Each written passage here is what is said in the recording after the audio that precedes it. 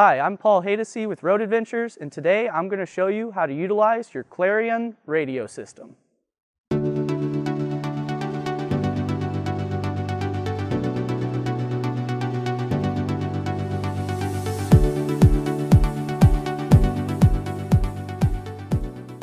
turn your sound system on, simply locate the button with the power icon.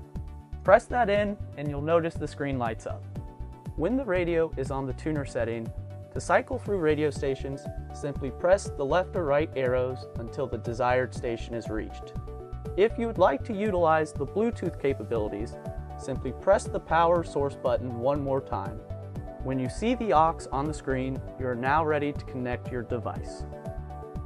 Now on your device, turn your Bluetooth settings on to scan for the radio.